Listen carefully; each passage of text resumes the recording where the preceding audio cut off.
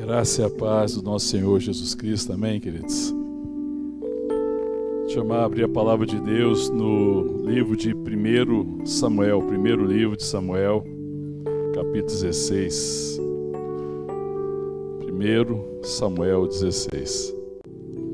Diz assim a palavra de Deus: Disse o Senhor a Samuel: Até quando terás pena de Saul, havendo eu rejeitado, para que não reine sobre Israel? Enche um chifre de azeite e vem. Enviar-te-ei a Jessé, o belemita, porque dentre os seus filhos me provide um rei. Disse Samuel: Como irei eu? Pois Saul saberá e me matará. Então disse o Senhor: Toma contigo um novilho e dize: Vim para sacrificar ao Senhor. Convidarás Jessé para o sacrifício, eu te mostrarei o que hás de fazer, e ungir-me-ás a quem eu te designar. Fez, pois, Samuel o que dissera o Senhor e veio a Belém. Saíram-lhe ao encontro os anciãos da cidade, tremendo, e perguntaram: É de paz a tua vinda? Respondeu ele: É de paz. Vim sacrificar ao Senhor. Santificai-vos e vinde comigo ao sacrifício. Santificou ele a Jessé e aos seus filhos e os convidou para o sacrifício. Sucedeu que, entrando eles, viu a Eliabe e disse consigo: Certamente está perante o Senhor o seu ungido. Porém o Senhor disse a Samuel: Não atentes para a tua aparência, nem para a sua altura, porque eu rejeitei. Porque o Senhor não vê como vê o homem vê o exterior, porém o Senhor o coração. Então chamou Jessé a Abinadab e o fez passar diante de Samuel, o qual disse: Nem a este escolheu o Senhor.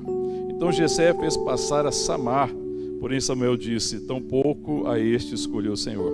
Assim fez passar Jessé os seus 7 filhos diante de Samuel, porém Samuel disse a Jessé: O Senhor não escolheu estes.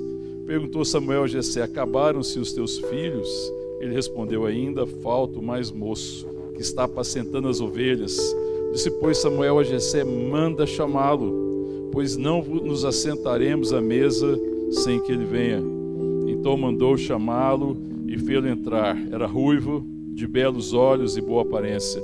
Disse o Senhor: Levanta-te e unge-o, pois este é ele. Tomou Samuel o chifre do azeite e ungiu no meio de seus irmãos. E daquele dia em diante o Espírito do Senhor se apossou de Davi. Então Samuel se levantou e foi para Ramá. Vamos orar. Obrigado, Senhor, por tua graça, por teu amor, por tua bênção, por esse dia, Senhor, pelo dom da vida, pelo dom de Cristo, pelo privilégio de estarmos aqui reunidos como igreja, atraídos pela tua presença, pela tua santa presença aqui entre nós, Pai. Ministra agora também, Pai, o nosso coração. Fala o nosso coração, nos edifica, Pai. Queremos ouvir a tua voz. Essa é a nossa oração, em o nome de Jesus. Amém, queridos. Podem se sentar. Essa passagem muito conhecida nos lembra de quando Saul vai ungir Davi rei. E ela lida para mim com 2 questões muito importantes. A questão da aparência, daquilo que aparenta ser, e a questão daquilo que tem realmente autoridade de ser. Existe uma diferença entre aparência, existe uma diferença entre aquilo que de fato é. Davi é alguém chamado e recebe da parte de Deus graça e autoridade para reinar. Saul representa aquele que é um rei segundo o coração humano, que tem aparência. E nós temos a tendência de escolher pela aparência. A palavra fala, a palavra de Deus está dizendo, e Deus adverte Samuel: Samuel, não atente para que você olhe, porque o homem vê segundo as aparências, eu vejo segundo o coração. Deus vê o coração, Deus não vê a aparência. Deus vê o coração. Então Saul representa aquilo que o coração humano deseja, mas Davi representa aquilo que o coração de Deus deseja. Davi fala às vezes de coisas invisíveis e fala da autoridade, ele fala de comunhão, enquanto Saul vai nos lembrar aquilo que aparenta, né? Que é a vontade da carne. Se você se lembrar da história, você vai ver que Saul, ele tinha uma bela aparência, ele era grande, ele sobressaía do ombro acima das pessoas. Se você pegasse os cidadãos de altura mediana em Israel naquela época, Saul sobressaía do ombro, ou seja, as pessoas estavam na altura do ombro, ele estava do ombro para cima, as pessoas estavam aqui, ó, do ombro para baixo de Saul. Então ele tinha realmente uma aparência avantajada. E quando o povo deseja um rei, né, e na verdade tem aquela questão com Samuel, que eles questionam Samuel, e Samuel era um profeta escolhido por Deus, Samuel é um juiz, o povo era governado por Deus, era Deus que reinava, o povo falou, não, nós queremos um rei que nem os outros povos, nós queremos um rei que reine sobre nós, que vá nas nossas guerras, que faça as nossas guerras, assim como outros povos. E Samuel se entristece muito, depois você lê lá, né, tá aí no livro de 1 Samuel, você vai ver que ele fica triste por causa do pedido do povo, porque o povo queria um coração segundo a carne, um rei segundo a carne, segundo o coração deles, naqueles que entendia que deveria ser um rei, na perspectiva dos homens, mas Deus estava preparando de fato alguém que reinasse com o coração de Deus, era Deus que governava, tanto que quando Samuel recebe essa notícia, o povo pede um rei, ele fica triste, aí Deus fala para Samuel, Samuel, não se entristeça, não foi a você que eles rejeitaram, eles me rejeitaram a mim, para que não reine sobre eles. Sabe, querido, isso traz muita ensinamento ao nosso coração, que rei nós queremos. Nós estamos à véspera do segundo turno da eleição para presidente. Será que a gente vê um presidente como Israel vê? Será que nós queremos um Saul? Ou será que nós queremos um Davi? O que nós achamos que o presidente pode fazer? Qual que é a nossa expectativa em relação ao presidente? Nós achamos que o presidente pode trazer o governo de Deus? Ou nós entendemos que o governo de Deus está sobre os nossos ombros? Como é que nós vemos isso, irmão? Quem que nós queremos eleger? Nós queremos eleger um rei? Queremos eleger alguém que vai resolver os problemas? Ou queremos terceirizar a nossa responsabilidade de testemunhar, de ter autoridade, de manifestar a graça de Deus, de manifestar a salvação, a redenção que há em Deus? Nós estamos transferindo, queremos transferir para um presidente, queremos terceirizar para um presidente, achando que um presidente vai ser a solução de todas as coisas. Ou nós queremos eleger um presidente para ele fazer aquelas coisas temporais que um presidente pode fazer.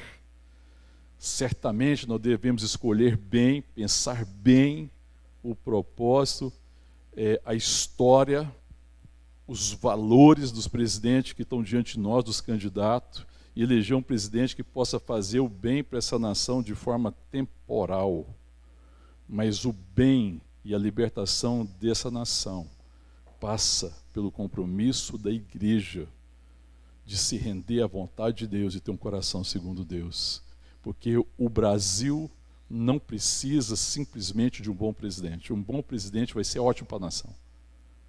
O Brasil precisa se libertar do gigante, da escravidão, daquilo que escraviza o homem, do pecado que escraviza, daquilo que tem roubado a vida. E essa missão é de Deus. Só Deus pode libertar. Só Deus, através da igreja, do seu povo, do testemunho, da palavra, da verdade, pode libertar essa nação do gigante que escraviza essa nação. Essa nação jamais poderá ser escravidada por um presidente, seja ele quem for, de uma forma tão perversa como o pecado já escraviza.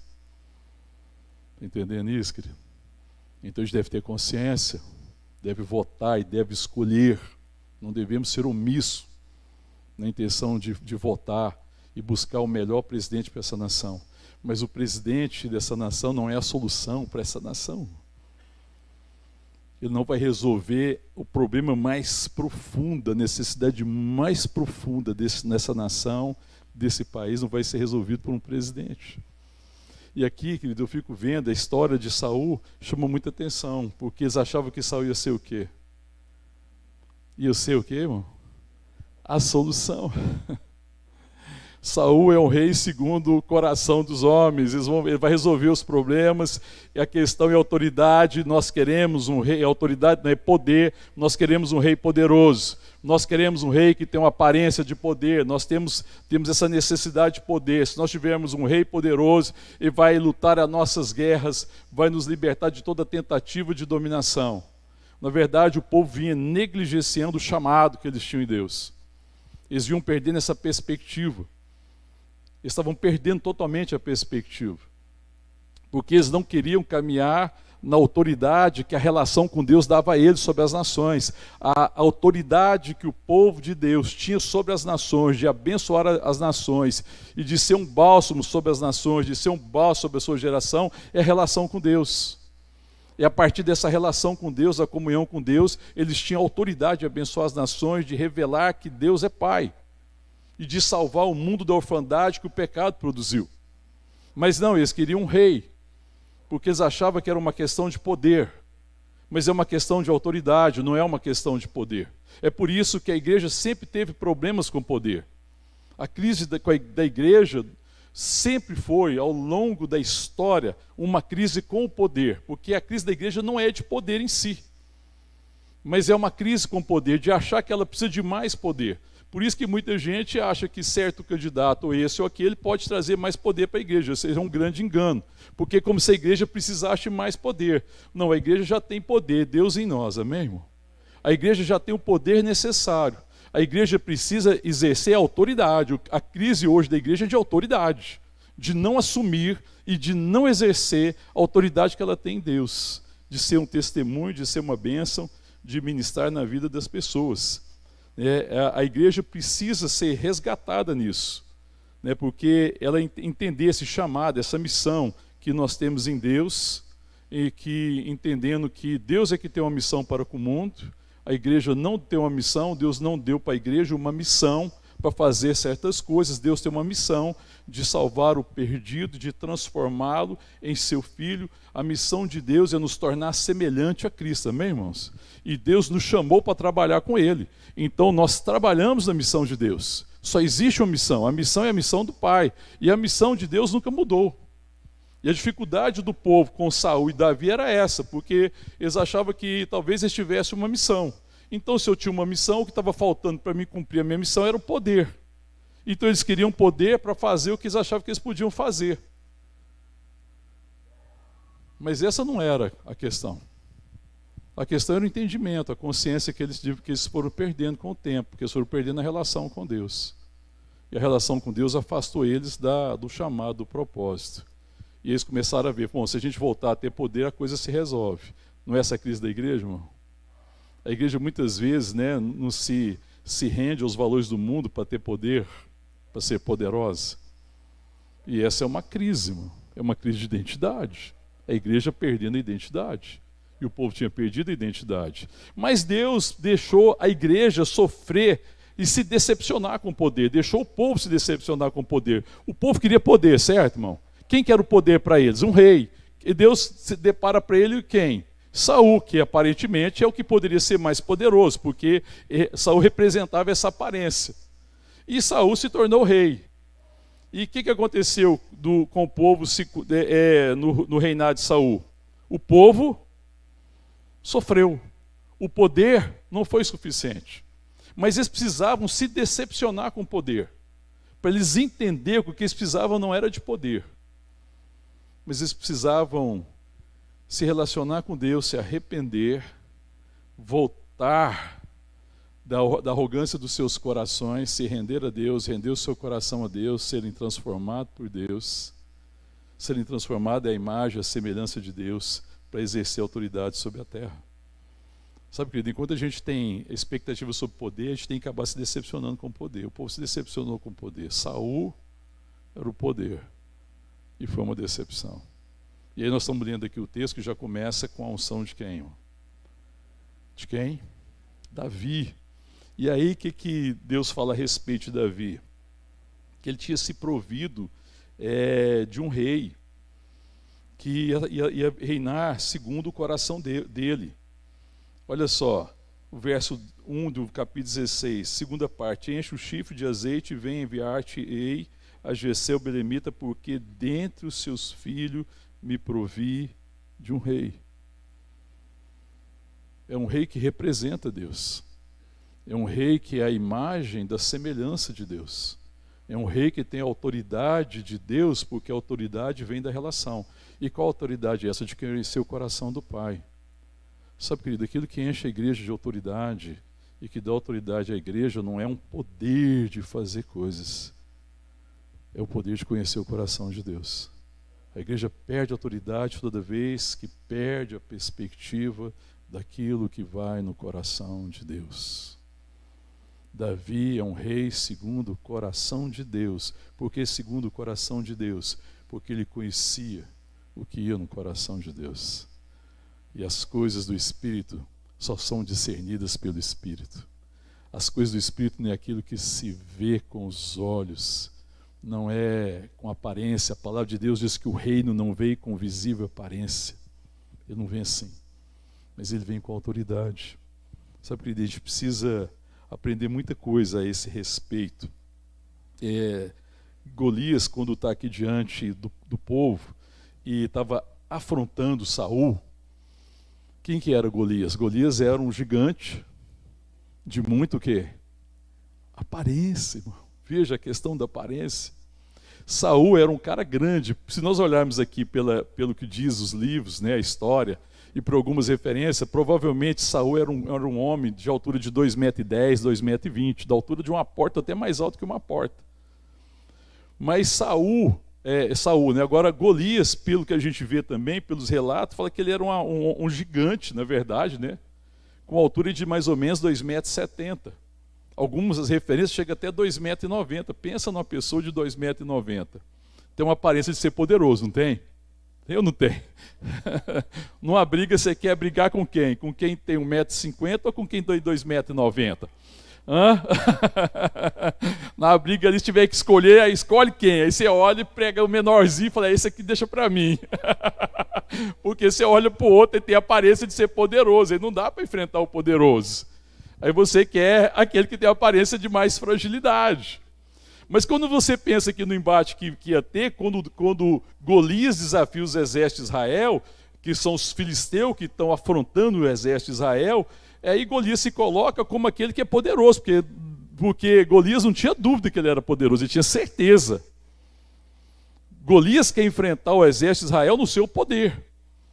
Porque ele fala assim: para que nós vamos ficar aqui? Vocês estão formando as fileiras aí para a batalha, que eles formavam as fileiras para a batalha. Para que isso aí? Para que essa perca de tempo? Para que esse desperdício? É o seguinte: não precisa fazer as fileiras, não. Escolhe um dos maiores de vocês, escolhe o guerreiro mais poderoso de vocês, e eu vou lutar com eles. Se vocês me vencerem, nós filisteus seremos seus servos e nos renderemos a vocês. Mas se nós vencermos, vocês serão nossos servos. Ele tinha tanta certeza do poder dele, que ele vai em poder. É assim que ele quer lutar. E aí Saul tem medo. Sabe, querido, isso ensina algumas coisas pra gente, né? Cuidado com gente poderosa, que na hora que a coisa aperta, ela corre. Se acovarda. Saul era o cara mais poderoso de Israel. Na hora que os filisteus se levantaram e que tinha aparência de ser mais poderoso, Saul se acovardou. Ele está lá temeroso, com medo. Mas a peleja para Saul não era tão desigual, não. Era um homem de mais ou menos 2,20 m, com um homem talvez de 2,70 m, 50 centímetros de diferença. Cara, dava para enfrentar, não acha não? Sim ou não? Aí de repente dava, né? A diferença não era tão grande assim. Agora você imagina Davi. A palavra fala que Davi não tinha grande estatura. Davi é o filho mais moço lá, e ele estava lá no campo. Quando Jessé veio, quando for à casa de Jessé, Samuel vai à casa de Jessé para ungir um rei, e Jessé chega lá na casa e pede, e Samuel chega na casa de Jessé e fala assim: mostra teus filhos. Quem que ele mostrou primeiro?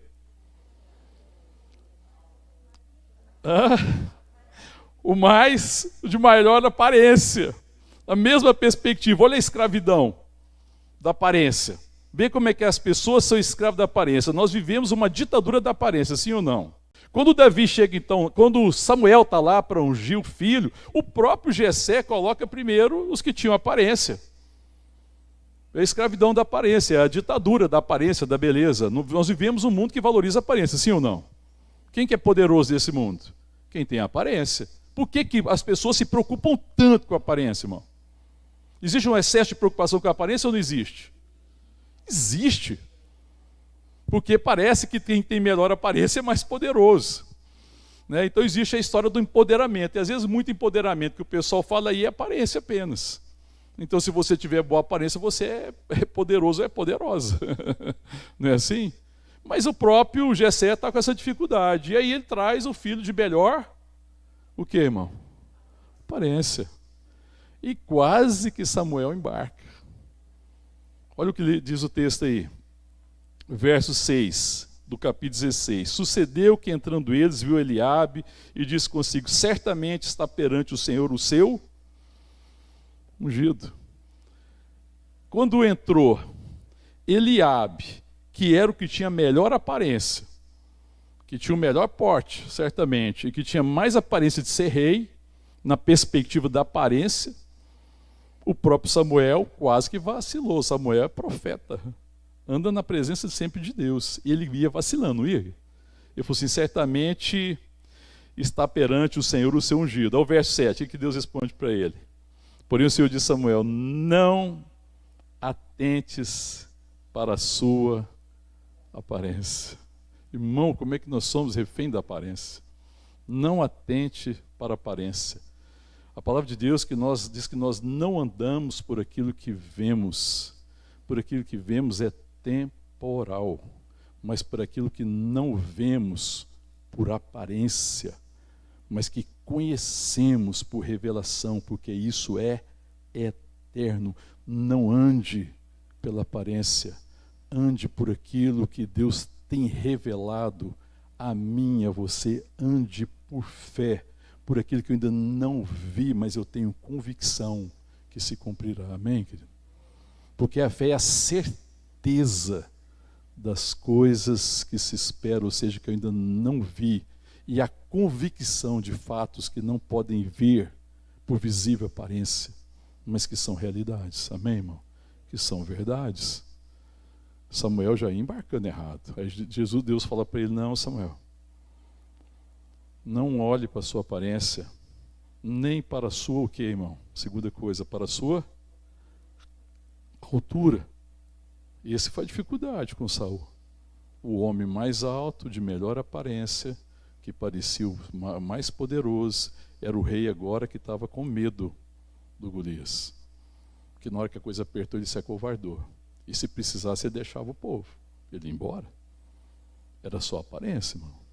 Então o que está falando o quê? Porque o Senhor não vê como vê o homem vê o exterior, porém o Senhor vê o coração. Amém, querido? Mas aí eu queria, sim, compartilhar contigo algumas coisas algumas lições que nós podemos tirar desse texto, né? Quando a gente percebe, o povo escolhe Saul, Saul tem uma grande aparência, tem a aparência de ser, mas não adianta aparecer e não ser. Depois Deus unge Davi, um homem segundo o seu coração. Ele não era de melhor aparência. Você vai ver que Jessé fez. Ele passou quantos filhos diante de Samuel? Quantos? 7 filhos. E aí quem foi o único que não apresentou lá diante de Samuel? Davi. Você acha que quando Jessé preparou os filhos, porque Samuel ia visitá-los e Deus falou que ia separar deles um filho, você acha que os filhos apresentou sujo de qualquer jeito? Como é que eles apresentaram? Limpinho, lavado, perfumado, com a roupa organizada, calçado, penteado, né, irmão? Penteadinho, arrumadinho, porque eles estão olhando para a aparência. Quem é que tem a aparência de rei? Aí tem um que não veio, nem sequer tomou banho, nem sequer foi convidado. O próprio Jessé, o próprio pai, tinha dificuldade, porque Jessé não via em Davi a possibilidade. Davi é o menor, provavelmente, da casa dele. E aí o pai não via, ele estava onde? Fazendo o quê? No campo. Cuidando de quê, irmão? de ovelhas. Aí tem uma coisa muito significativa. Davi foi ungido com roupa de ovelha. Eu e você fomos ungidos com roupa de ovelha. Eu e você fomos ungidos para cuidar das ovelhas do Senhor. Amém, querido? Eu e você não fomos ungidos com roupa de rei. Eu e você não fomos ungidos com roupa de festa. Eu e você não fomos ungidos com a roupa de poder, da aparência. Eu e você fomos ungidos com roupa de pastor. A unção sobre Davi foi assim. Quando Davi veio, que ele perguntou, você não tem mais filho? Porque Deus não escolheu nenhum desses. Ele falou assim, tem mais um, Davi. Manda vir ele, porque a gente não se assenta na mesa enquanto ele não vier conosco. Quando Davi adentrou a casa, o que aconteceu, irmãos? Verso 12, então mandou chamá-lo e fê-lo entrar. Era ele ruivo, de belos olhos, boa aparência. Disse o Senhor, levanta-te e unge, pois é ele. Eu acho incrível, irmão, porque para o pai ele não tinha melhor aparência. Mas a palavra fala que ele tinha boa aparência. Porque é a expressão muito mais profunda do exterior, porque depende do que você acha que é belo. Eu conto uma história, esse dia eu estava lembrando, com o pessoal conversando sobre, sei lá, o motivo. Foi uma história que o pessoal viu um gado, estava assim meio magro, nós estávamos na fazenda, tinha um gado, que eram as vacas paridas, estava muito bonita, porque elas estavam paridas, dando leite para os bezerros e enfrentando uma seca. Mas tinha umas vacas que estavam bonitas, mas elas não estavam dando, não estavam paridas, não tinha bezerro, ela comia só para elas. Então, claro, elas estavam mais bonitas, elas tinham uma aparência melhor. Mas se você chegasse no curral e tirasse os bezerros e não contasse quem eram as vacas paridas, que são as melhores vacas, são as vacas que parem, porque se ela for bonita e não entregar bezerro não serve para nada, e você fala assim, tá aí a vaca, escolhe as vacas. Todo mundo escolheria as piores vacas, porque escolheu o quê? Pela aparência. Mas a aparência não diz que a vaca é boa, que a matriz é boa. O que diz que ela é boa é os bezerros. Então eu falo assim, você quer escolher vaca? Eu falo assim, se alguém quer me mostrar as vacas, eu falo assim, me traz os bezerros das vacas. Você não quer ver as vacas? Não, eu só quero ver os bezerros. Pelas crias eu sei as vacas. Eu escolho as crias, você me manda a mãe dessas crias. Mas a maioria ia chegar lá e escolher o quê? Aparência. Eu falei, então tem gente que tem essa questão de aparência. Aí nós estávamos almoçando, aí eu lembrei da minha avózinha, né, que eu acho que eu já contei essa história, porque para minha avó, beleza é gordura. Laura.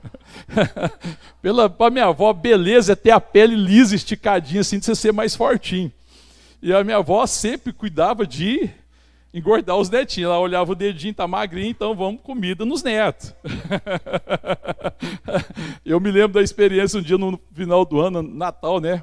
Nós chegamos, a minha avó já estava assim, perdendo um pouco da lucidez, com dificuldade de reconhecer, estava deitada, chegou, não sabia quem era. Ela chegou, pegou no meu rosto assim, e querendo saber quem era. Alguém comentou, ele olhou, é o Juninho, né? Me conhece por Júnior.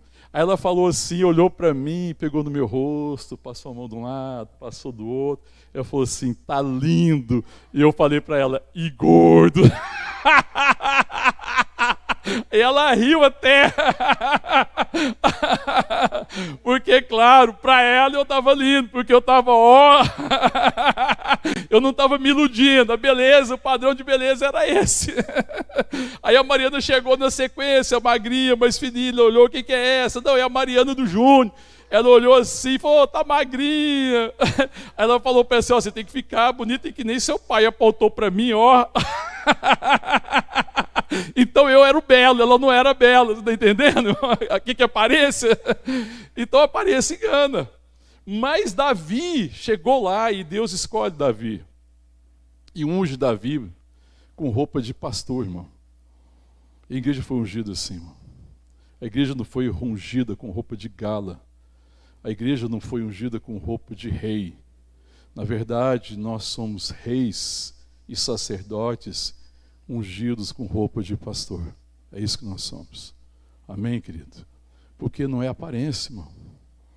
Então, o testemunho da igreja para o mundo nunca é aparência, mas é a realidade da relação, da autoridade que nós temos com Deus. E Davi se torna um rei segundo o coração de Deus, porque Davi conhecia Deus. Davi é uma referência, sempre que a gente pensa em adoração e alguém que tem intimidade com Deus, a gente se lembra de quem, irmão? De Davi, porque ele é um rei segundo o coração de Deus.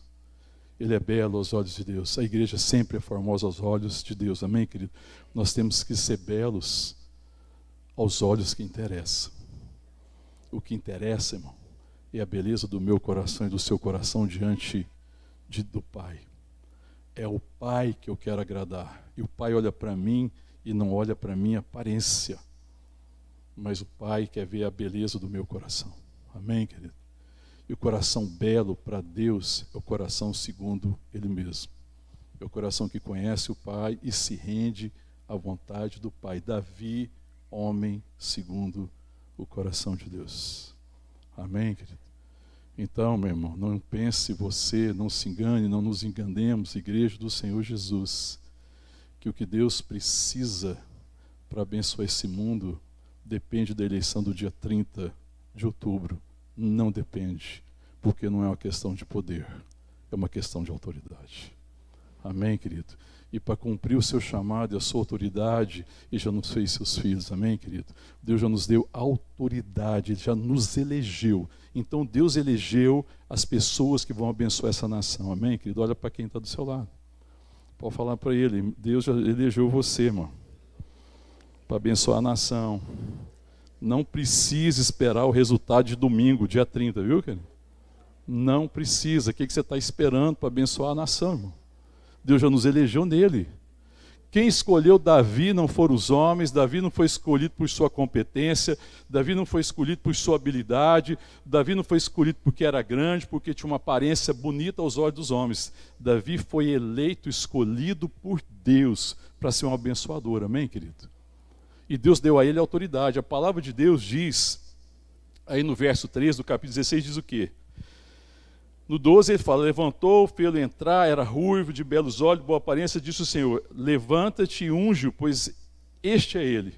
Do jeito que ele entrou, com a roupa que ele estava, cheirando ovelha, ele foi ungido. Aí depois o verso 3 diz assim, tomou Samuel o chifre do azeite e ungiu no meio de seus irmãos. E daquele dia em diante o Espírito do Senhor se apossou de Davi. Amém, querido? Quando Deus nos unge, Ele nos unge com o seu Santo Espírito, amém, querido? E a palavra diz que o Espírito de Deus se apossou de Davi. E Davi se torna alguém que é conduzido pelo Espírito de Deus. Amém? Deus, quando nos chama, Ele nos chama para abençoar. Ele nos chama para ser abençoadores. Ele nos chama para se revelar. Ele nos chama para que a sua glória seja conhecida, a sua presença seja conhecida através da nossa relação. E para isso Ele nos dá autoridade da comunhão com Ele. A maior autoridade que eu e você temos, meu irmão, minha irmã, é a comunhão com o Pai. Amém, querido? Não é uma questão de poder. O poder é Cristo em mim. O poder é o Espírito Santo em mim, que é o Espírito de Cristo, que é o Espírito do Pai, que comunica ao meu coração a palavra, a verdade, e que me torna semelhante a Jesus, porque a missão de Deus é trabalhar em nosso coração para gerar, para formar filho, e para alcançar outros filhos. Para que Deus seja conhecido, e vai ser conhecido na relação, e vai ser conhecido na forma como que eu amo meu irmão. E essa autoridade já me deu, amém, querido? A igreja tem autoridade sobre a terra, para redimir a terra do Golias, que a escraviza. Amém? Quando nós olhamos aqui também para isso, quando eu fico pensando na questão de autoridade, o Brasil sofre, na verdade, a igreja não sofre por causa de um governo ruim, amém, querido? Deixa eu dizer uma coisa para você, a igreja não sofre por causa de um governo ruim. A igreja não sofre, nem vai sofrer mais nem menos, independente de quem vai ser eleito presidente. É o contrário, é o país que sofre uma igreja imatura. É o contrário, é o país que sofre uma igreja imatura. É o país que sofre uma igreja que não assume a sua autoridade. É o país que está sofrendo uma igreja que não assume a responsabilidade de ser sal da terra e de ser luz do mundo. Então, quando a igreja está falando, porque isso e aquilo, que um pode ser mais favorável ou menos favorável, isso é uma inverdade. Você tem que escolher, não é quem vai trazer mais sofrimento e menos sofrimento para a igreja não sofre isso. Nós temos que escolher quem vai ser melhor para o país na perspectiva econômica, na perspectiva de todas as coisas, das necessidades temporais do país, é assim que eu escolho. A escolha não tem nada a ver com a igreja, me perdoe, irmão, sinceridade, a escolha não tem nada a ver com a igreja, porque Deus não está dependendo de um Saul. Porque Saul não é a escolha do coração de Deus. A escolha do coração de Deus é a igreja do Senhor Jesus mesmo. E nós já temos autoridade. E o problema do estado do país sofrer é a imaturidade da igreja que não quer se amadurecer. De uma igreja que quer continuar sendo criança. De uma igreja que reconhece o poder de Deus para me salvar, porque foi salvo pelo poder de Deus, mas que não exerce a autoridade de ser madura. E essa autoridade vem pela relação com Deus, onde eu vou sendo transformado dia após dia a imagem e a semelhança do Senhor. Então o que a gente tem que orar não é por um novo presidente para que vai mudar a questão do país sofrer ou não o que o país sofre pela imaturidade da igreja. Orar para que a igreja seja madura, para que a igreja assuma responsabilidade, para que a igreja reconheça a sua autoridade e, conhecendo a sua autoridade, viva a sua vocação e o seu chamado. Saiba quem é. Está entendendo, queridos? Porque essa foi a crise. Essa crise já aconteceu várias vezes. E essa aqui é uma parte da história. A igreja não precisa de Saul. A igreja são Davis, que tem o coração de Deus, que são cheios do Espírito Santo. Amém, querido? E que tem a autoridade da relação. A autoridade de Davi era a relação que ele tinha com o Pai. Amém, querido? Então Deus já nos deu autoridade. Amém? Ele já nos deu do seu Espírito e nos chama para a comunhão. Nós temos que então fortalecer a comunhão, crescer na comunhão. Amém, querido? Então, deixa eu te falar uma coisa. Não lamente as dificuldades do Brasil. Assuma a responsabilidade de fazer a diferença nas dificuldades que o nosso país tem. A gente às vezes fica falando porque temos que lutar por isso ou por aquilo. Tá bom, querido, tem coisa que a gente tem que lutar, mas deixa eu te falar, você faz a sua parte. Você faz a sua parte, você está assumindo a sua responsabilidade. Sim ou não? Porque a gente às vezes tem dificuldade de assumir a responsabilidade. Porque a gente fala, não, porque essas coisas aqui quem tem que fazer é o governo. E aí, querido, nós temos que sair. Eu acho que uma das coisas que eu e você podemos aprender é que Davi, ele superou os limites que talvez foram impostos a ele. Davi era o mais novo. Quando foi para a guerra lá, se você for ler aqui 1 Samuel, você vai ver que foram os três irmãos mais velhos para a guerra. Os outros não foram, Davi ficou. Davi ficou apacentando as ovelhas. E aí o pai chamou Davi um certo momento e falou assim, Davi, leva essa comida aqui para os seus irmãos. Os irmãos já estavam lá, os filisteus estavam afrontando Israel, está lá na peleja, que acontece ou não acontece, que durante 40 dias Golias afrontou Israel. E ninguém se colocava lá, né? Se assumia a responsabilidade, ninguém queria enfrentar a situação. Aí Davi vai lá, o pai fala assim, Davi, vai lá levar comida para os seus irmãos, vai levar uns queijos lá para os chefes, para os guardas, não sei o quê. E ele foi lá levar. Quando ele chegou lá, ele se defronta com essa realidade. Não era a responsabilidade dele a guerra naquele momento. Ele foi tido como alguém que não tinha condições. Separaram você vai para a guerra, você fica aí, você fica quietinho aí. Ele chega lá e vê a situação. O que Davi faz quando ele vê a situação? O que ele faz? Ele fala assim, esse negócio não é comigo não, estou vendo gigante, ó. Tchau, obrigado. Foi isso que ele fez, irmão? É assim que a gente faz às vezes, né? Chega aqui, tem um problema, ministério com criança, vai fazer um acampamento. Não, comigo não. Tem nada a ver com isso. Aí, sai para o outro lado.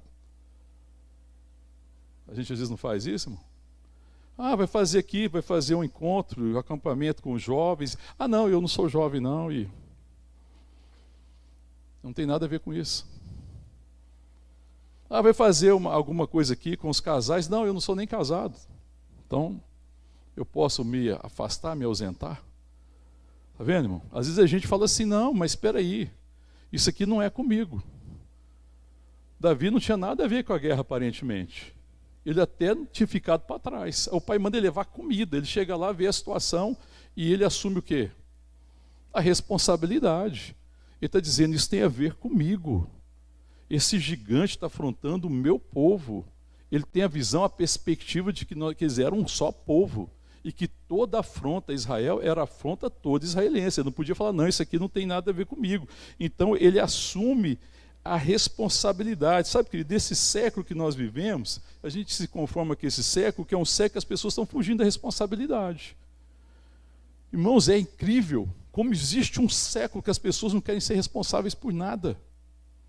Existe uma dificuldade de casamento no meio dos jovens, você sabe por quê, irmão? Por que existe dificuldade para casar? Você acha que falta mulheres de boa aparência e homens de boa aparência? Não falta. Certamente toda mulher tem uma coleção de homens que ela acha bonita, que tem aparência e que se interessa. Certamente todo homem tem uma coleção de mulheres que ele olha, acha de boa aparência e se interessa por ela. O que falta? Assumir a responsabilidade, porque casamento fala de quê? De responsabilidade. A gente tem dificuldade de assumir a responsabilidade. Aí a gente tem dificuldade de superar os limites que às vezes nos foram impostos, que aparentemente foram nos impostos. A gente fala, não, isso aqui não tem a ver comigo. Aí você fala assim, não, está tendo um problema de fome. Ah, isso é problema do governo. Sério? Ou é nossa responsabilidade? Por que eu vou ficar nesse limite, nessa imposição? Não tem nada a ver com a fome. Ah, tem um problema de drogas no mundo, de vício de drogas. Não, eu não sou drogado, eu não sou viciado, eu nem bebo, eu não tenho nada a ver com isso. Verdade? Se fosse assim, eu não queria nem saber de missão resgate da paz. Eu não fumo, eu não bebo, eu não uso droga. Então não me diz respeito, irmão. Eu posso falar, não tenho responsabilidade com isso. Eu vou lá e assumo a responsabilidade. Falo assim, eu sei que isso aqui é uma dor do coração de Deus. Sabe por quê, irmão? Sabe o que tem que chamar a sua atenção? E você tem que assumir responsabilidade. Tudo aquilo que causa dor ao coração do Pai. Quando a gente tem comunhão com o Pai e conhece o coração do Pai, a gente conhece aquilo que causa dor ao coração do Pai. E quando a gente conhece a dor do coração do Pai, se torna a nossa dor. E aí se torna o compromisso do Pai, se torna o meu compromisso. Nós temos que aprender a transpor esses limites que a sociedade vai colocando, que nós vamos colocando. Não, você não tem nada a ver com isso, não é problema seu, você nem faz isso, não, irmão. É problema meu, sim. A não ser que eu possa dizer, se eu tiver coragem de dizer, não, essa questão de droga, de álcool, de dependência, não é problema de Deus, Deus não se importa com isso. Aí se eu pensar e crer que Deus não se importa, eu poderia dizer, não é problema meu. Mas se eu te perguntar, Deus se importa, irmão, com quem sofre os vícios, as drogas? Deus se importa com quem passa necessidades? Deus se importa com quem falta, às vezes, o necessário para uma vida digna? Deus se importa? Porque se Deus se importa, me diz respeito. Eu preciso assumir a responsabilidade para de transferir isso. Ah, isso é culpa do presidente, do governador. Se eles não fizerem a parte deles, é problema deles. Mas eu sei aquilo que me compete. Amém, querido? Eu não vou me importar com a dor do meu irmão. Eu preciso me importar. Tem irmão meu sofrendo, eu preciso me importar. Eu preciso conhecer a dor do meu irmão. Basta olhar para o coração do Pai. Você vai ver aquilo pelo qual o coração do Pai sangra. Deus ama seus filhos. E eu preciso aprender a ter essa responsabilidade. Davi, ele superou os limites que colocaram para ele. Tanto que ele chega lá, o irmão dele mais velho, fala assim, Davi, você é intrometido mesmo? O que você está fazendo aqui, Davi? Bem te conheço. Depois você lê aí. Ele deu uma babada em Davi. Fala, Davi, o que você veio fazer aqui, Davi? Davi, você é arrogante mesmo, né? O que você está achando que é, Davi? Davi, você não tem nem tamanho, rapaz. Vai embora. Vai para casa, menino. E a gente chama as pessoas de menino, aí acaba sendo uma forma depreciativa. A gente tem que tomar cuidado com isso, porque às vezes do menino. Davi ali era muito mais homem que muita gente, apesar da aparência de criança, de menino. Ele sente a dor do coração do Pai. E Davi vai. Então talvez isso seja uma coisa que nós precisamos aprender, né? Assumir a responsabilidade que às vezes parece não ser nossa, mas eu preciso sondar o coração do Pai. Porque aquilo que move o coração de Pai precisa mover meu coração. Segunda coisa que eu queria compartilhar com você, que nós já falamos, e que eu acho que é uma crise que a igreja está vivendo, é tentar usar uma roupa que não é nossa. Quando Davi está lá, e aí está diante lá do pessoal, e ele fica indignado com aquilo, e ele fala da indignação dele, queria as pessoas colocarem ele diante do rei, de Saul. Olha o que diz aqui, verso 31 do capítulo 17, um pouquinho à frente aí, por favor. 31, capítulo 17, verso 31. Ouvindo as palavras que Davi falara, anunciaram-os a Saul, que mandou chamá-lo. Verso 32, Davi disse a Saul, não desfaleça o coração de ninguém por causa dele. Teu servo, ele mesmo, né, Davi, irá e pelejará contra os filisteus. Porém, Saul disse a Davi, contra o filisteu não poderás ir para pelejar com ele, pois tu és ainda moço, e ele guerreiro desde a sua mocidade. Davi vai lá e coloca à disposição dele. Aí Saul está olhando para a aparência, ele olhou para a aparência de quem? De Davi, e falou assim, Davi, eu vi o gigante. Davi, o gigante, é guerreiro há não sei quantos anos, há décadas. Você é um menino. Você não tem condição de ir, mas Davi insiste. O que Davi fala? Verso 33. Porém, Saul disse a Davi... Não, verso 34 agora. Respondeu Davi a Saul, teu servo apacentava as ovelhas de teu pai, quando veio um ladrão e um urso e tomou o cordeiro do rebanho. Eu saí após ele e o feri, o livrei do cordeiro da sua boca. Levantando-se ele contra mim, agarrei-o pela barba, o feri e o matei. O teu servo matou tanto o leão como o urso. Este incircunciso filisteu será como um deles, porquanto afrontou o exército do Deus vivo. Disse mais Davi, o Senhor me livrou das garras do leão e das do urso, ele me livrará das mãos dos filisteus. Então disse Saul a Davi, vai-te e o Senhor seja contigo. Aí o verso 38, Saul vestiu Davi com a sua armadura, ele pôs sobre a cabeça um capacete de bronze e o vestiu de uma couraça. Esse negócio não dá certo. Saul confiava nas suas vestes poderosas, de um guerreiro, de um rei que era poderoso, que tinha altura, que tinha força, e ele queria que Davi então agora vestisse as suas roupas. Aí o que aconteceu? Verso 39, Davi cingiu a espada sobre a armadura e experimentou andar, pois jamais havia usado. Então disse Davi ao Saul, não posso andar com isso, pois nunca usei. E Davi tirou aquilo de sobre ele. Aí eu acho que essa é uma dificuldade que a gente vive, né, na questão da autoridade da igreja, essa crise de autoridade, né, a gente querer usar uma roupa que não é a nossa. O que nos dá autoridade não é a roupa que a gente veste, não é a aparência que eu tenho. O que me dá autoridade é a relação que eu tenho com Deus, é o chamado que eu tenho da parte de Deus, é a consciência, é o que a palavra me diz, é o testemunho. Eu devo me vestir do testemunho de conhecer o Senhor.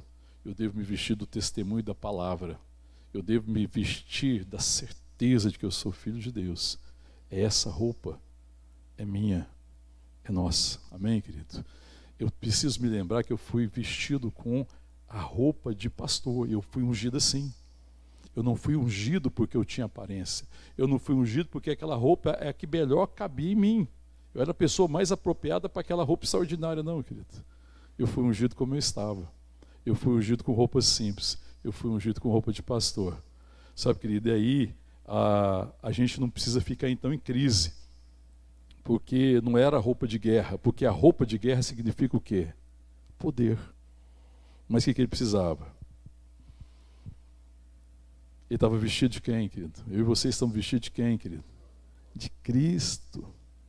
A roupa de pastor, ele é o pastor e bispo das nossas almas, amém, querido?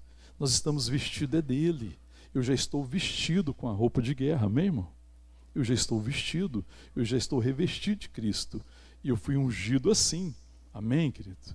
E essa unção que eu recebi, a unção da parte de Deus, para fazer a vontade de Deus e para conhecer o coração daquele que apacenta as nossas almas. Amém? E aí isso nos livra dessa crise de autoridade, achar que eu tenho que ter uma vestimenta. Então aqui na Igreja Vida, por exemplo, a gente não tem muita preocupação com a vestimenta para vir, nem muito menos para pregar. É claro que a gente vem para os cultos, né, a gente, né, veste bem, decentemente, claro, né, irmão? Sem dúvida. Encontrar os irmãos, passa perfume. Você passou perfume antes de vir, irmão? Sim. É cheirosa, né? Eu normalmente eu passo perfume só para vir na igreja. Difícil eu passar em outro lugar, às vezes quando eu vou no casamento. Né, amor? É, ela disse que eu posso passar perfume para vir na igreja. Sabe, às vezes você passa perfume, você veste a roupa, mas não é porque essa roupa me dá autoridade. Então a gente fala assim, mas alguém falou, né, já criticou muito bem, mas pastor, você tinha que pregar de terno e gravata. Eu falei assim, por que isso me dá autoridade? Porque isso seria uma grande ilusão, que eu viria então com roupa de poder. É claro que eu vou ministrar num casamento, algum lugar que exige, né, uma veste assim, eu me visto. Mas eu não me sinto com mais autoridade se eu tiver vestido um terno, de uma gravata, por mais alinhado que seja. Porque não é roupa de guerra que me dá poder, mas é Cristo em mim que me dá autoridade. Eu sei que eu tenho autoridade da parte dele de abençoar, amém, irmão? É por isso que a gente ministra assim, sem se importar de vir com a roupa de guerra, ou seja, com a roupa da aparência. E a gente quer ministrar com a roupa da simplicidade, da graça de Deus. Somos irmãos, somos todos ovelhas, somos todo rebanho de um só pastor. Todos nós fomos comprados pelo mesmo sangue, ninguém é melhor. A diferença é o ministério que cada um exerce no meio da igreja, amém, querido? Então, exercer o ministério pastoral não me dá poder e nem me torna melhor, mas eu devo exercer em autoridade. E a autoridade que eu exerço no ministério é a relação que eu tenho com Deus. Amém, querido? Essa é a roupa. Eu não preciso usar a roupa de ninguém. Se amanhã tiver outro pastor e outros pastores que Deus vai levantando, eles não têm que vestir a minha roupa. Eles não têm que vestir uma roupa que é especial, porque você é pastor, você tem que vestir essa roupa. Eles têm que vir da forma que eles foram ungidos, porque eles foram escolhidos em Deus. Amém, querido? E essa é a autoridade. Não é a autoridade do desempenho, nem a performance. Eu, para vir cá ministrar, eu não tenho que fazer a performance similar a alguém que talvez seja reconhecido. Não, cada um aqui prega do jeito que é. Amém, querido? Tem a liberdade, porque não é a performance. Porque se fosse a performance, era uma roupa de poder. Mas se é a autoridade, então tem tudo a ver com a relação. Amém, querido? Não tem nada a ver com a aparência. Outra coisa que a gente pode aprender é quando o Davi olha, e ele olha para Golias e fala, quem que é esse incircunciso que tem desafiado, que tem afrontado os exércitos de Israel? Sabe que de quando ele percebe que ele está diante de Golias, mas ele não está olhando para Golias. Eu acho isso incrível, irmão. A palavra de Deus diz que nós devemos olhar para o autor e consumador da nossa fé. Amém, querido? Sim ou não? Mas o que foi que eles falaram a respeito de Golias para Davi?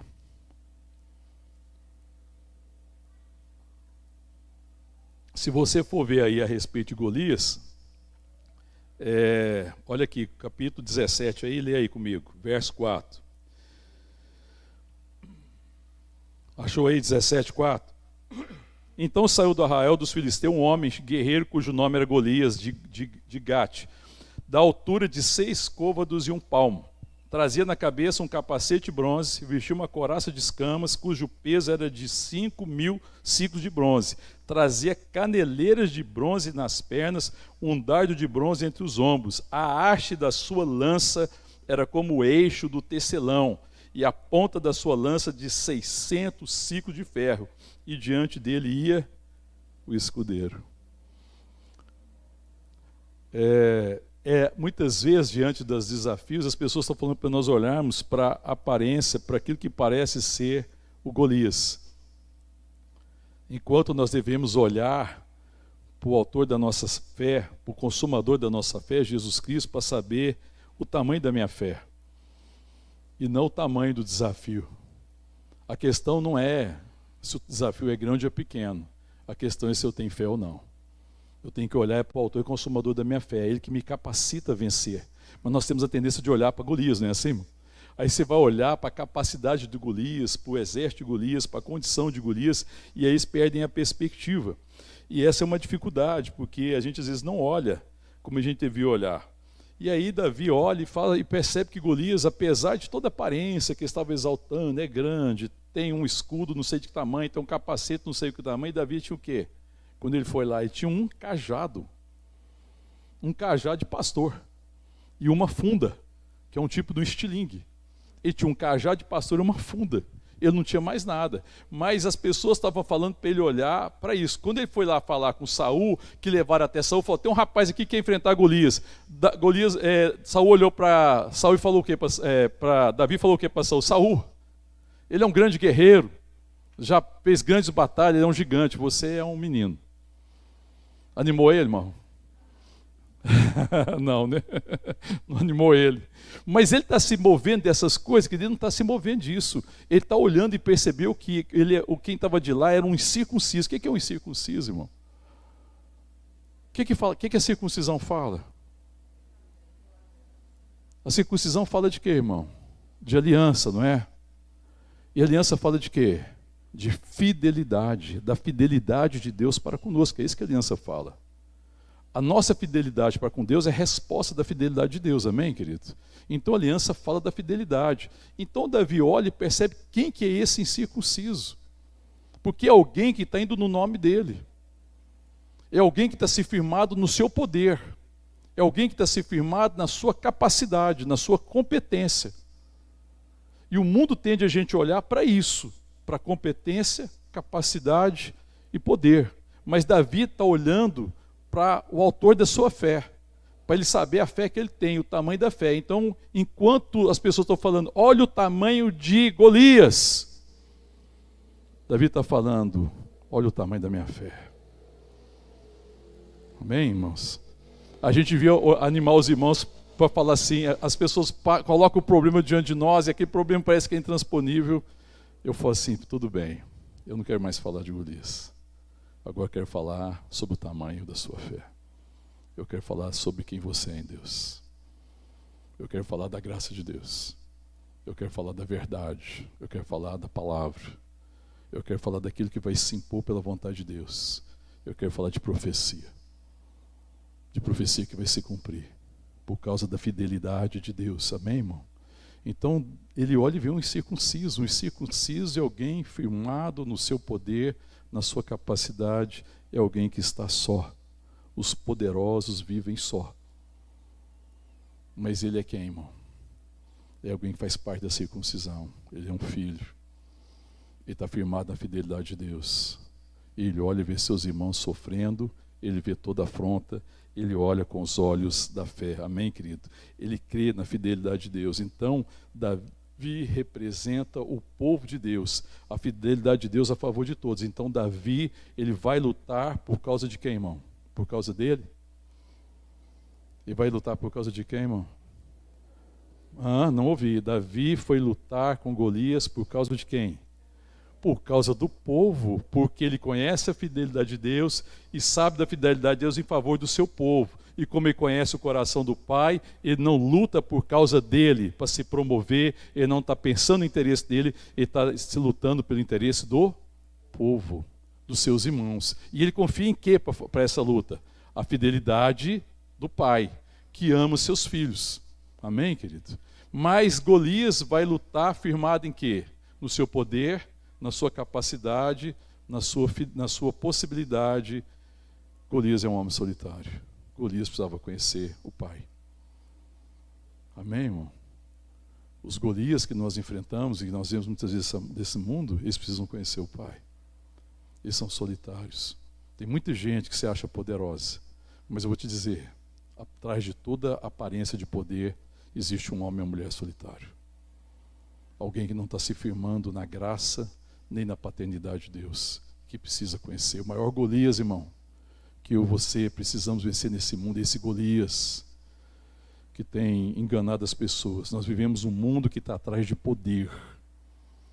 Muita gente quer ser eleito por causa do poder. Muitos candidatos se estão trabalhando firmemente, fazendo um discurso por causa simplesmente de poder. É claro que não são todos, mas muitos estão atrás simplesmente de poder.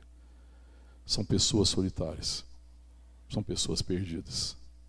Esse é o grande Golias, que a igreja tem a capacidade de vencer, porque esse Golias tem vencido no mundo. Mas maior é aquele que está em nós do que aquele que está no mundo, amém, irmão? Aleluia. Outra coisa que eu fico pensando em Golias. Quando Golias teve que vencer o gigante, Davi teve que vencer o gigante, O recurso dele que ele tinha lá na mão era o quê? Pedra não, era um cajado e uma funda. E aí, para vencer o gigante, o que ele precisava além daquilo? O que ele buscou? Ele falou, espera, eu vou lá em Jerusalém, que eu vou pegar lá um objeto sagrado que tem lá no templo e vou matar esse gigante. Ele fez isso. Ele correu no acampamento desse para buscar uma espada, alguma coisa, no acampamento israelita, alguma coisa que fosse consagrada, mais poderosa, ele correu atrás disso. O que ele usou, irmão? Onde estava a pedra? No ribeiro ali, ó, que passava onde ia ser disputada a batalha. O que isso significa, irmão? Que o recurso que eu e você precisamos para vencer o Golias está aonde nós estivermos, se nós estivermos em Deus. Amém, querido? Não vá buscar recurso em outro lugar. O recurso não está no outro lugar. Isso também não serve de justificativa para a gente. Não se comprometer, que falar, eu não tenho recurso, tá, irmão? Todo mundo que confia em Deus, que se rende a Deus, que está debaixo do propósito de Deus, que tem essa consciência, que quer cumprir seu chamado, tem todos os recursos que precisa.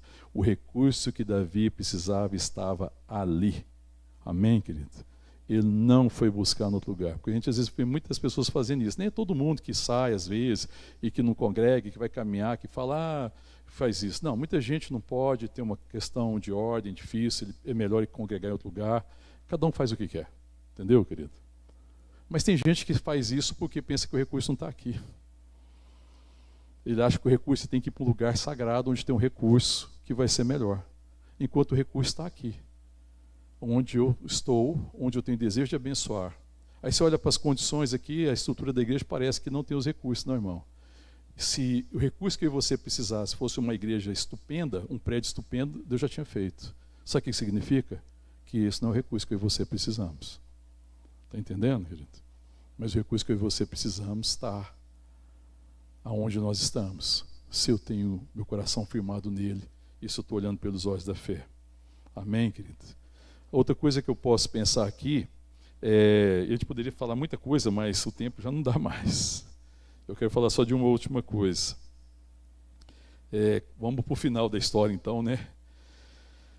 O verso 41 do capítulo 17, 40. Vamos ler a partir do 40. Tomou o seu cajado na mão. Amém, querido? 1 Samuel 17, 40. Tomou seu cajado na mão, escolheu para si 5 pedras lisas do ribeiro, e as pôs no alforje de pastor que trazia a saber no surrão. E lançado mão da sua funda, foi-se chegando ao filisteu. O filisteu também se vinha chegando a Davi, e o seu escudeiro ia diante dele. Olhando o filisteu e vendo Davi, o desprezou, porquanto era moço ruivo, de boa aparência. Ele falou assim, rapaz, você tem cara de Nutella. Você é um Nutelinha. Bonitinho, arrumadinho, cabelinho penteado. Não dá conta, não. Ele devia ter uma aparência bem ruim, né? O Golias. Ele falou, você não tem cara de guerreiro, rapaz. Você tem cara de menino que acabou de sair da fralda. Desprezou ele. Você vê como é que é a questão da arrogância, né? Que envolve as questões de poder. Aí o verso 43, disse o filisteu Davi, sou eu algum cão para vires a mim com paus? E é porque ele estava indo com o cajado. Ele pensou, aí ele estava indo com um cajado. E você pega pau para bater em quem? Cachorro. Às vezes o cachorro quer te atacar, o que você faz? Você pega um pedaço de pau. Não é assim para se defender de cachorro? O cachorro tentou se te atacar, você caça um pau, um negócio ali. Opa, segura a onda aí, cachorro, não vem não. Ele fala assim, você está pensando o quê? Que você vai em frente. O recurso que eu tenho são pedras. E esse estilingue aqui, né? Eu tenho isso aqui. Eu não tenho outra coisa. Aí ele olhou, mediu a distância que o guerreiro vinha, porque se ele encontrasse com o guerreiro, você acha que ele ia ter vantagem na luta corporal? Jamais. Mas Davi falou assim, eu acho que ele pegou, olhou para as pedras, viu a distância, mediu e falou assim, bom, daqui lá dá para dar 5 pedradas nele. Se eu errar a primeira, eu dou a segunda. Se eu errar a segunda, eu dou a terceira. Se eu errar a terceira, eu dou a quarta. E se eu errar a quarta, dá tempo de dar a quinta. Não é assim que às vezes a gente faz assim, não é? Você mede e fala, eu numa situação dessa eu ia medir. Eu ia medir a distância, falei assim, bom, o que dá para mim fazer? Porque se eu topar com ele, dá errado. Esse negócio não vai dar certo. Então eu dou umas pedradas daqui e antes de chegar nele. Mas ele não está com uma pedra só. Porque se tivesse com uma pedra só, era apostar pra caramba na pontaria. Tem gente que fala assim, que Davi acertou a primeira pedra porque a testa do gigante era larga, já que era um gigante, devia ter um testão, né? Uai, é um gigante, testa proporcional. Mas eu não acho que tem nada a ver com isso. Eu acho que Davi, na verdade, ele faz o que pode. Eu acho que tem uma lição muito profunda nisso. Davi faz o que está ao alcance, irmão. Se der para dar 5 pedradas, eu dou 5. Se eu tentar na primeira e não der, eu tento a segunda. Se eu tentar na segunda e não der, eu tento a terceira. E se na terceira não der, eu tento a quarta. Eu acho que dá tempo de eu tentar a quinta, eu vou pegar 5 pedras. Sabe o que significa isso, irmão? Compromisso. Às vezes a gente não tem essa postura de Davi. A gente tenta a primeira vez. Se der errado, você fala, não dou conta do gigante. Como é que você enfrenta o Golias? Você pega também 5 pedras, que significa, eu vou assumir o compromisso de vencer o Golias. Eu não vou me render à primeira dificuldade. Porque muitas vezes, irmão, no afã de fazer a vontade de Deus, a gente pode tropeçar a primeira vez. Mas é a oportunidade de aprender, a gente pode tropeçar a segunda. Mas ainda é uma oportunidade, Deus não desistiu. Talvez você tenha dificuldade na terceira. Deixa eu falar para você, não desista. Talvez você já tenha tirado a 4ª pedra. Eu digo para você, na 5ª você acerta. Sabe por que o recurso era esse? Esse tinha 5 pedras, ele buscou as 5 pedras. Era o recurso suficiente, amém, querido? O recurso estava lá. Ele acertou na primeira. Mas significa, se eu errar a primeira, eu continuo. Eu não desisto na primeira dificuldade. E às vezes nós somos um povo que é marcado assim, a gente desiste na primeira. A gente fica se explicando, não, pois é, pastor, você sabe, eu tentei uma vez, errei, sou ruim de pontaria. E aí tá bom. Peguei uma, já tá bom. Davi pega 5. Davi fala o seguinte, eu vou lutar até o fim. Se ele me vencer, eu vou ter feito tudo que eu podia. Ele fez tudo que ele podia. Dá tempo de atirar 5 pedras neles. E ele pega as 5 pedras, e ele insiste, e ele caminha nisso. Ele não fica esperando, ele não é negligente. Davi não se prepara para se explicar, porque não podia ser, irmão, não é assim. Se você tivesse uma pedra, só se atirava e dava errado, e falou assim, gente, desculpa, só tinha uma pedra, não pude fazer mais nada. Esse é o justificar, a gente faz assim, não é, irmão? Irmão, a pessoa precisa ser abençoada, precisa ser discipulada. Deus está chamando para cuidar do irmão. Pastor, eu tentei uma vez.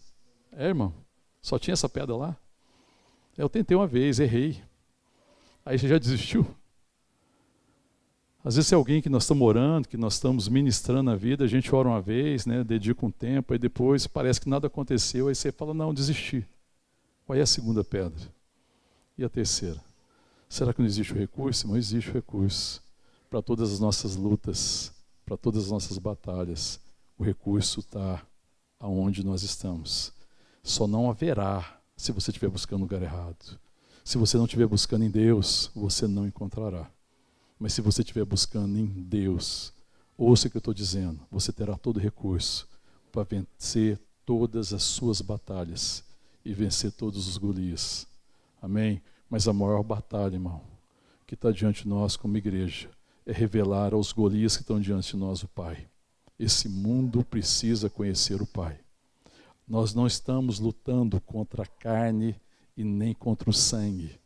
Para de ficar brigando nas redes sociais por causa de candidato. Para de criar inimizade nas redes sociais por causa de candidato a presidente ou a governador, seja lá o que for, irmão. Isso não é um testemunho. Nós não estamos lutando contra pessoas. A nossa luta é contra o diabo e as suas armadilhas. A nossa luta não é contra a carne, irmão. O Golias que nós precisamos vencer não são pessoas. O Golias que nós precisamos vencer não são os enganos, não são as ideologias, não são tudo isso. A gente deve ter postura contra tudo isso, mas não é o meu inimigo. Nosso inimigo não são pessoas, não é porque alguém acredita numa ideologia que é contrária às vezes ao evangelho, que agora eu me torno inimigo da pessoa.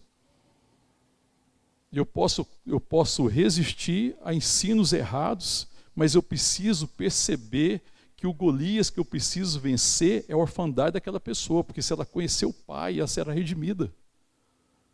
Então o Davi fala, agora vocês conhecerão que Deus salva. E Deus salva com o quê? É por espada, irmão? O que Davi falou aqui? Presta atenção.